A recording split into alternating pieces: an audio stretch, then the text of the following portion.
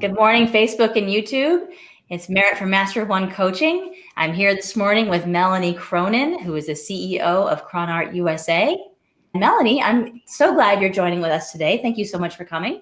Thank you for having me. And so I would love everyone to know your story and the story of CronArt USA. Again, my name is Melanie Cronin. I own a business with my husband, Ryan Cronin, and he's an artist. We've been in this area. I've been in this area actually all of my life. We've been here together for almost 30 years. We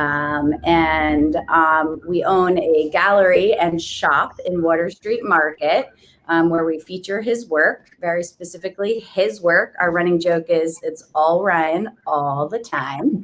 And I want to clarify for those of the people who aren't here in the area, we're in New Paltz, New York, which is in the Hudson Valley. So Melanie and I met through local channels, but they sell art all over the world. Yes, thank you. Thanks. I forgot. This is good, Merritt, because I keep thinking about expanding beyond the Hudson Valley. So we have a shop, which we consider our headquarters. We show Ryan's work there. We have a line of merchandise ranging from keychains to prints, blankets, t-shirts, etc. The whole concept behind Ryan's work is accessibility. And so that is kind of one of the cornerstones of our business. But we use the space as a headquarters where we then do bring his art out into the world. So we show in Asbury Park, New Jersey. We have a show, if everything is okay with the pandemic, this September in Telluride, Colorado. He has work in Mallorca, Spain. He was at a residency in West Africa last year through the Joseph and Annie Albers Foundation. So our home base of New Paltz, New York is really where we make it all happen. Yeah, awesome. And would you mind sharing the story about how Ryan came into the world? I love that story. Oh, I'm glad you love it. It's always good to remind him of that because I think he's almost slightly embarrassed. But he was born on the front seat of the car on the way to the hospital. And, our running joke is from the moment he came out, he's been keeping everyone on their toes. And his dad was driving, mom's in labor. His dad gets behind the milkman and was really frantic because the guy was going slow and he ended up missing the turn and out came Ryan and he was the boy in the bubble, for the first couple of weeks or first week about. And anyway, so he made a grand entrance and he's been keeping that flow ever since. Yeah. And if you don't mind telling us a little bit more about you and how you both kind of birthed this idea together of this business. Love. So Ryan and I met in college, just randomly one evening, maybe late evening. Honestly, I just pretty much fell in love with him instantly. I was just writing about this because we're actually doing a timeline right now, which has been really helpful because suddenly 30 years, you're like, what happened? And we have a team, so it's a really nice way to share with our team what has happened. But the night I met him, I went back to his dorm room and I saw his photographs because he originally was a photographer. Or has a background in photography. And I was amazed by the way he saw the world. And that was kind of it. And I was a young mom. I had my daughter very young. And so she basically was in college with me. Mm-hmm. He was a wild maniac. I was a grounded mom. And we both saw beautiful things in each other. And we always say, we actually just had this conversation during the pandemic. Me being a young mom, I learned how to be an entrepreneur because I learned one of the most important things, consistency. If you get up every day and do it from your heart, you're going to get there. Mm-hmm. You have to be creative. You have to be fluid. Flexible, right? And flexible. And I had to do that to survive. Yeah. And he, in his upbringing, I think constantly being in trouble and just being a wild maniac, he learned he was a risk taker. So when you put all of that together, we were the perfect blend. And Yeah. when we, again, on a timeline moment from yesterday, when we after we got married, I wanted to stay home with our children. And so he learned to swing a hammer, which was something we didn't talk about for a long time in terms of his art, but it's actually a huge asset that's helped us as we've grown as a business, because we've taken some risks that involved opening new spaces, and having a guy who can like tear down a wall and rebuild it has been very handy. And also, it is incorporated into his work. But I think when he said, "Okay, I'll go out and do this, and you can stay home with our family," I felt a little guilty. Because I know that being an artist is at the core of who he is, and I didn't want him to give that up. So I really stepped up and started to get him shows and into museums, and we went to art fairs. And it was my way of saying, like, I still value and keep that sacred in you and want to support that because you're valuing us and keeping us, me home with the kids. So that's really beautiful. I actually hadn't heard that part of the story before. So thank you for sharing that. What an amazing partnership that you've developed over the years, and so much honor and respect for each other. And I know that we've talked about, you're together for 30 years, you're going to drive each other crazy sometimes. And, we can make jokes about that and but you go with it. But that at the core of your partnership is such love and honor and respect and mutual understanding for what your values are. And that makes me a little bit close. That's very That's beautiful. Thank you. Well, you and Ryan both do a lot of amazing work through your art and as an extension of the community build through art. So can you tell us a little bit more about the social impact of your art and what you're passionate about and how you drive that?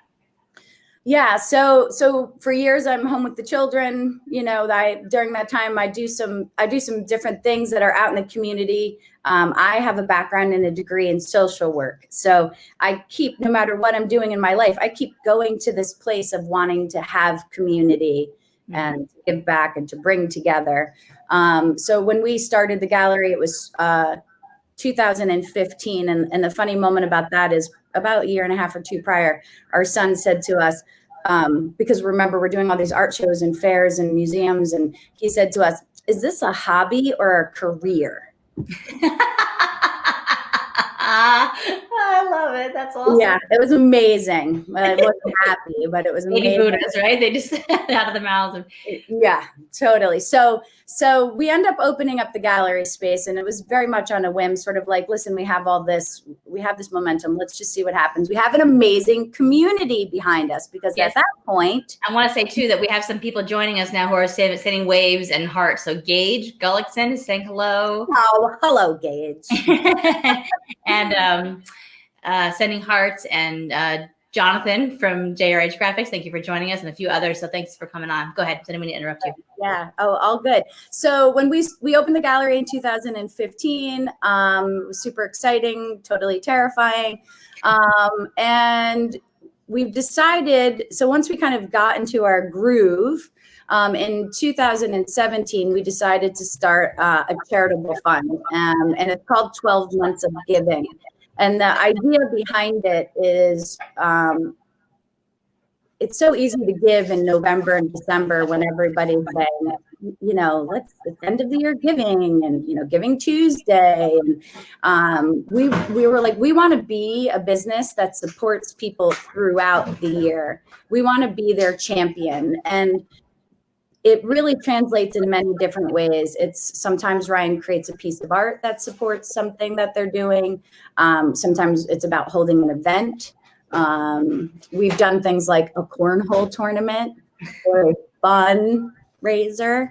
Ryan's painted murals where we did a 24-hour paint-a-thon kind of thing. But the basic idea is that we partner with organizations that we see are agents of change. And so we've worked with Go, and she goes into Senegal, Ethiopia, and Haiti, and she sets up women's healthcare clinics to screen and treat for cervical cancer. Incredible organization. It looks like a massive organization, and it's a small crew of people that really just dedicate themselves to this mission of ending cervical cancer.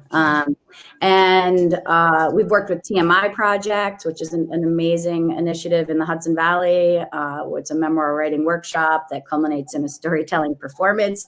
It has incredible impact for the audience as well as the storyteller.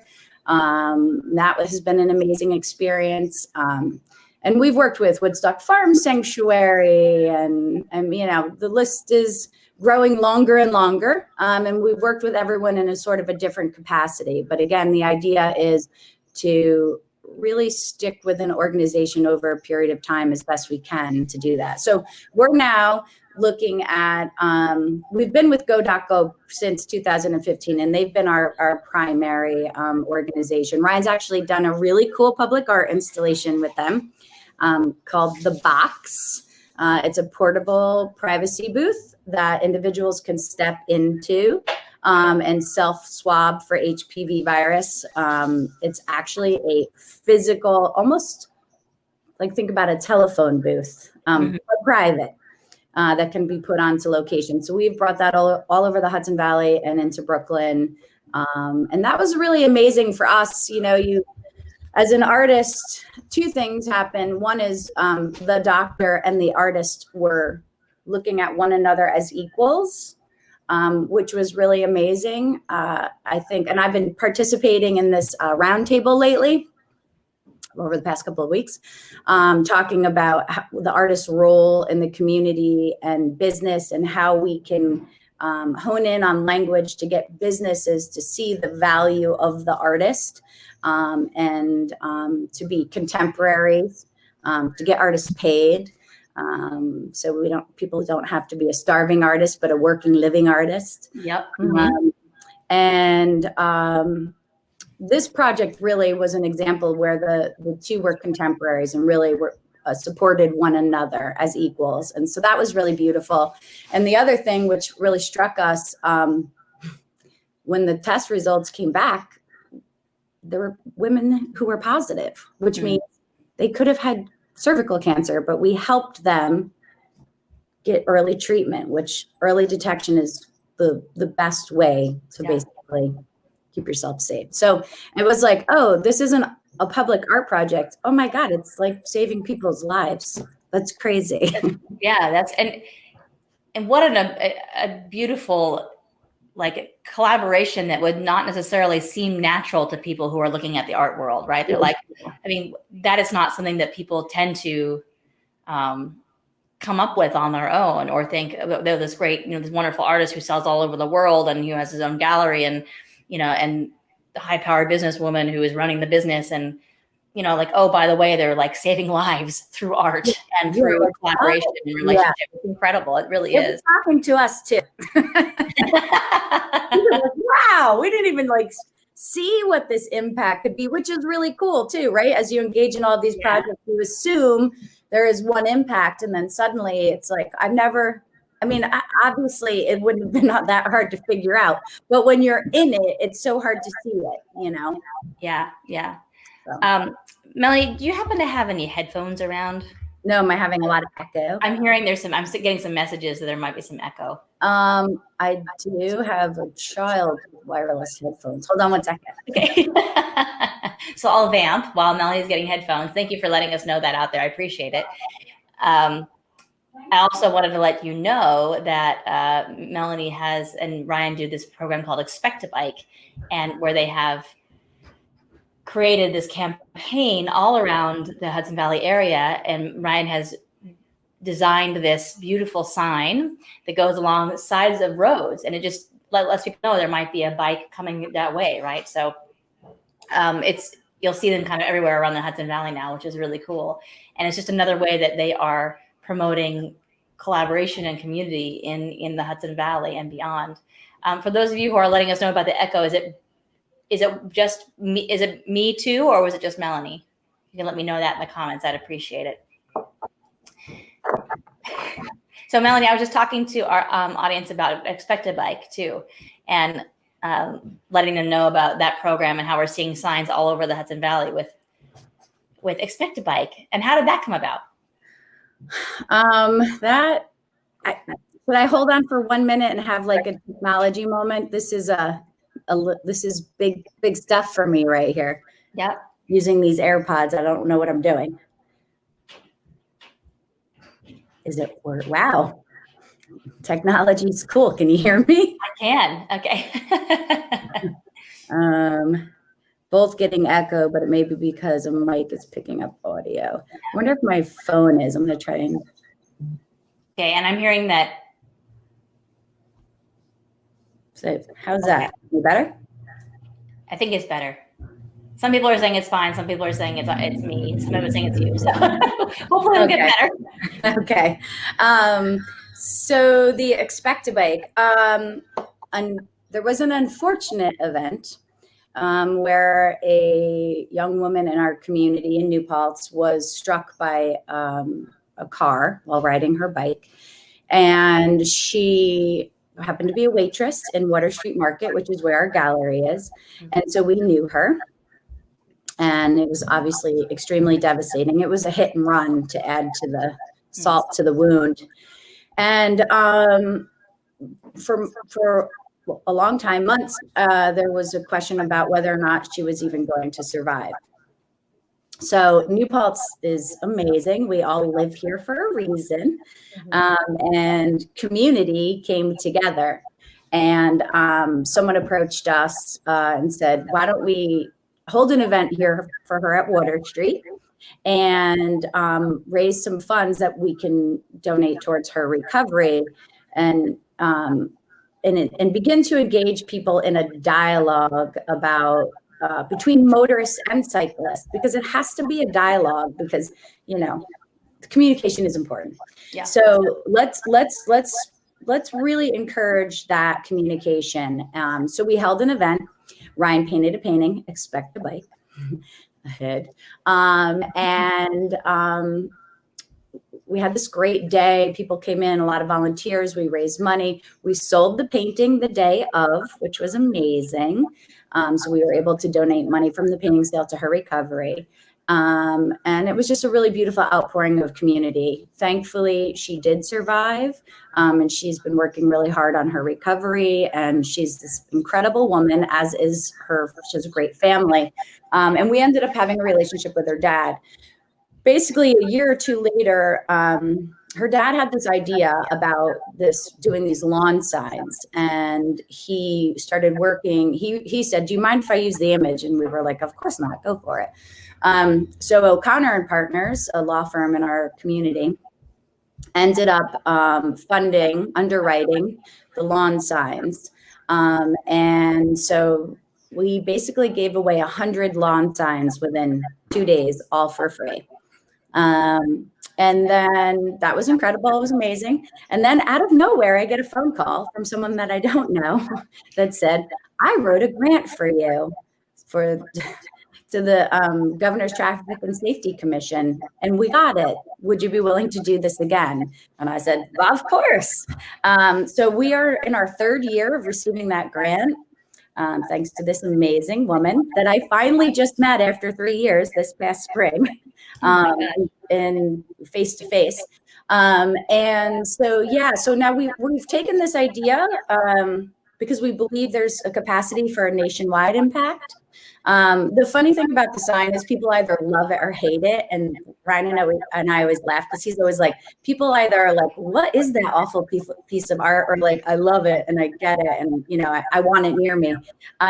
So we've had people being like, that is the dumbest thing I've ever seen. It's like visually offensive.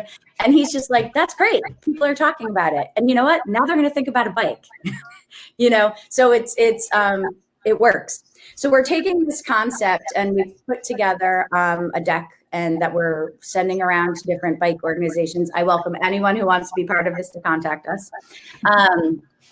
But the idea behind the initiative will be that we offer an organization or a municipality the use of the images. So we'll wholesale them the lawn signs, T-shirts, hats, and stickers. They can use the T-shirts, hats, and stickers to fundraise for their initiatives in their community. And then we're encouraging them as a piece of community involvement. In order to actually get the signs, they have to find a partner that will underwrite the cost of the signs, so that all of the signs can continue to be given away for free. It's about accessibility, right? We don't want anyone to have to pay like for that piece of it. And it's about engaging people in community dialogue. So it's sort of like, if you want to do this, this is yours, but these are the components to be part of it. Yeah. Awesome. What an amazing story too. I mean, you're just full of these amazing stories of people coming out of the ether to help and to support and to collaborate. It's amazing. Well, it's a testament to you and all the energy that you put out, all the love you put out, truly. I mean, that's not just, doesn't just happen randomly. I mean, that happens because you're doing the work, right? Yeah. All right. Well, there's so much more we could talk about because you have so many amazing projects, and it's one of the many reasons I love you and love to work with you. Thanks. Right back at you. Thanks. So it seems that we have resolved the sound problem for the most part, and I will continue to get better at this, y'all. So thank you for bearing with me. So, what is one golden nugget of wisdom you'd like to drop for our audience today? One, if you could share one thing and have them take it away, what would it be? I think it's not one thing. It's maybe three things. It's consistency, commitment, and flexibility. And something, this is the biggest thing that I'm always working through, and I've learned from you. Trust yourself. As an entrepreneur, it's very easy for me to think that other people know the answers. And I've learned to, I'm an information gatherer, so I ask everyone's opinion.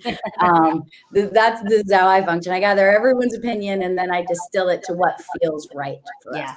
Yeah. So that's a huge lesson to learn, and it's so powerful and it's so hard sometimes. I think that, and I don't want to overstate this and be too generic about it, but I will say in my experience as a woman, that seems to be harder for women than it does for men sometimes. And I don't want to overgeneralize. I know that's not totally true across the board, but I think because we are conditioned to be people pleasers, right? And to be caretakers, there is sort of an expectation of we'll give of ourselves to other people, and we'll support other people, and we'll try to make other people happy.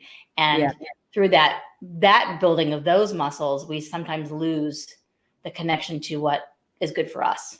So to relearn that is tricky. And again, I don't want you to overgeneralize. I know it happens for men too, and for people of all places on the genders and sexuality spectrum. I don't mean black or white, but as a overall rule, I find at least in our generation and older, I find it might be. I think it's changing for younger people, but I have a funny expectation. A funny response to that is, and Ryan and I just had this conversation last night. I was like, I can't believe blah blah blah, and he was like, I can. I knew it, and I'm like, I know you did. But like that's kind of it in a nutshell. Like I'm just like, like this, like like wow, or like we're renovating our space right now, which is a really big deal. 5.5 years into it, we're finally tearing down walls and redoing the floors, and it's a big emotional shift for us in many ways. It's a commitment to be there longer and claiming the space that it's actually ours, and that we're intentional in being there. And it was in relation to that, because we're redesigning the space, and that, neither of us have a background in design, but we sat in there for hours and hours and hours, and I think we nailed it. And I was like, I can't believe we did that. And he was like, yeah, of course we did. I love that. That's awesome. All right. So how do people get a hold of you and see all the beautiful work that you all are doing together and check out Ryan's art? So we have a website. It's CronArtUSA.com. You can also put in artist Ryan Cronin, and you should be able to get there as well. Otherwise, fire me. But it's spelled CronArtUSA.com. We are on Instagram as CronArt USA, which represents him as an artist. And then we have another new Instagram that we just launched in response to the pandemic called Shop CronArt. And there we feature a lot of his merch. Really focusing in and dialing in on that. And we're on LinkedIn. And what else is there? And Facebook. So we're on all of it except TikTok and Snapchat, but I'm working my way there. And now Clubhouse, right? Clubhouse is a new thing. Have you? I don't know. Just don't tell me. It's so much, right? That's where I'm headed next. Is Clubhouse. Okay, good to know. Maybe you can come on with me there. All right. Okay, great. And so they can get through the website. You can get through all the social channels. There's also a shop, right? You can buy art online. You can buy merch online. Yes. Yep. I should have worn my T-shirt today. You gave me this beautiful T-shirt for Christmas, and all my kids got CronArt T-shirts for Christmas this year. Thank you. And I have the bunny sticker on my computer. Anything else that you'd like to share with our audience? Anything special going on? Reopening of our space. I would invite everyone to come in and check it out. Again, we're in Water Street Market in New Paltz. For anyone who isn't physically in the Hudson Valley, one of our goals is to make sure that whether you're online or in the physical space, you can experience it. So we'll be sharing that as we move through what the physical space is. But yeah, just welcome everyone to come in and check us out. And if you have ideas for projects, reach out to us. We're always open. That's amazing. Yeah. And I will attest to that too. Melanie's always got something new cooking with some new collaborator. I remember there was last year, the woman who saw the bunny sticker on the car and called you and did a fundraiser, right? And that was insane. Yeah, that was cool. Yeah. So always new things happening, and you guys give so much of your heart and soul and your gifts to the community and to the world. And it's just such a privilege to know you and to work with you. So thank you for being here today. Thanks. Thank you. Same to you. All right, everybody. Thank you so much, Melanie. If you hang on just a second, after we sign off, I'd like to just check in. But thanks, Facebook. Thanks, Instagram. Thanks, YouTube. Thank you for bearing with us and our technical stuff. As always, you know, I'm a coach. I'm not a producer. And you're a great coach. A great coach. Oh, thank you. That's very sweet. So I'm going to sign off. Have a great Friday, you guys. And we'll have the replay up on Facebook. I'll put it up on IGTV too in about a week. Thanks, Tom. Tom Duggan says thanks. And thank you for all for being here today. So the edited replay will be up on YouTube in about a week, and we'll share it there too. So thanks, everybody. Have a great day. Thank you.